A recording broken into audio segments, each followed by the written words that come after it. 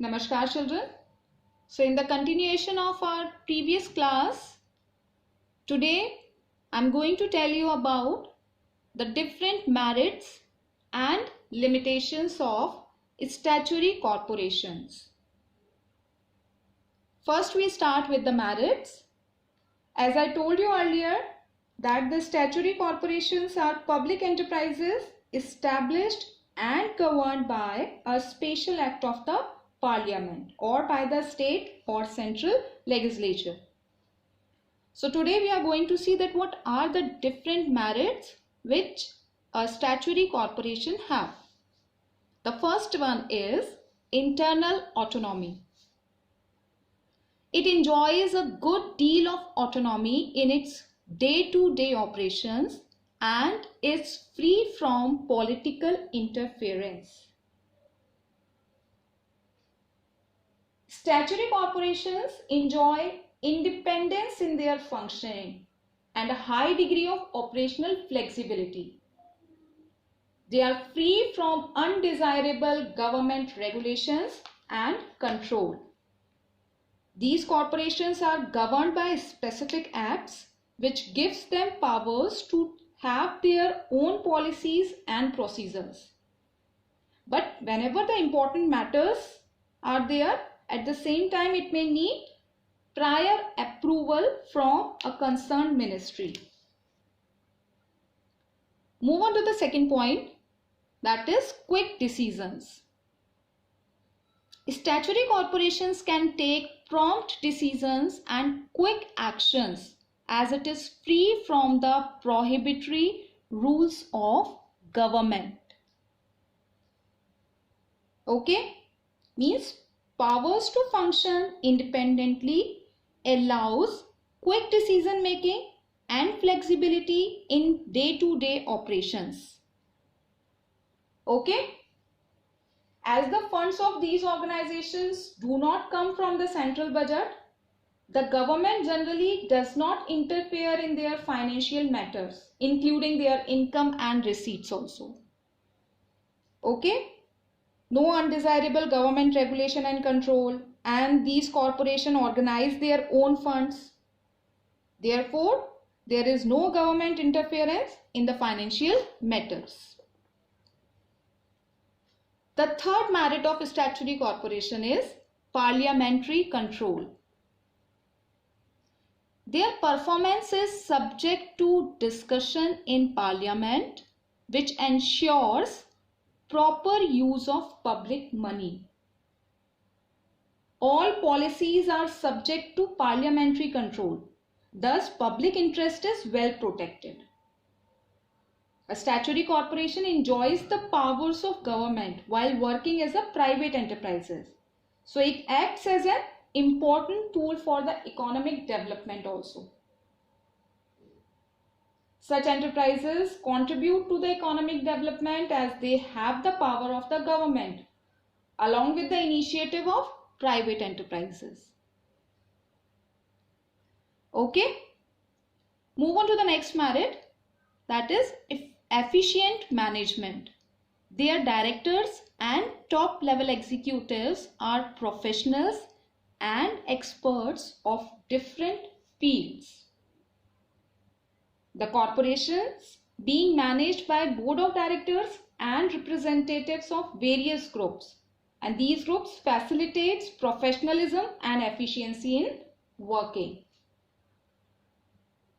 As well as they are autonomous organizations. They can frame their own policies and procedures within the powers assigned to them by the Act. Okay, so these are the certain merits of statutory corporations. Move on to the next part, that is the demerits of statutory corporations. So the first demerit is, in reality, there is not much operational flexibility. It suffers from lot of political interference. Okay, statutory corporations need prior approval for most of its decisions from concerned ministry. So we can say that they do not actually enjoy operational flexibility.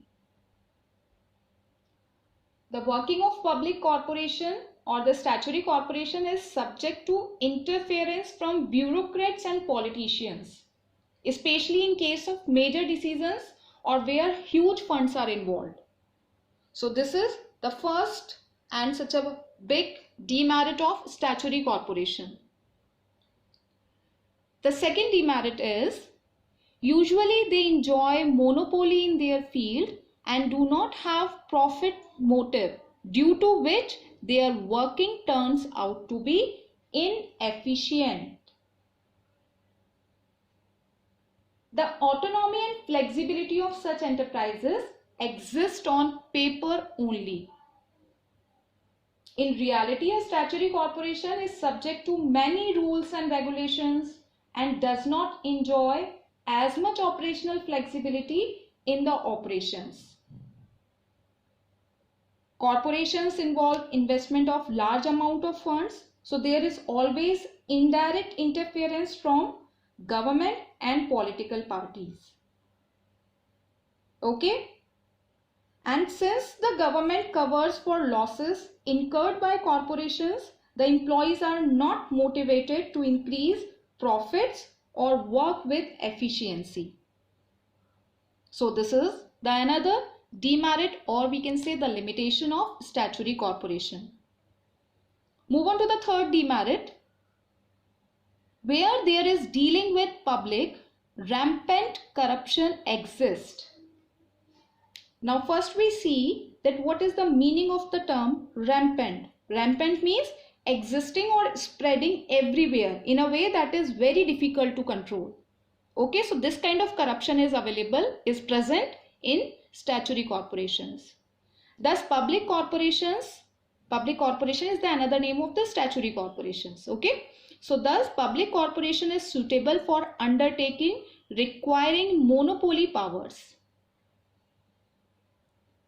Where there is dealing with public, obviously the rampant corruption exists. Okay, public dealings result in widespread corruption, and the appointment of government officers and advisors not only restrict freedom of decision making but also delays in implementation of those decisions.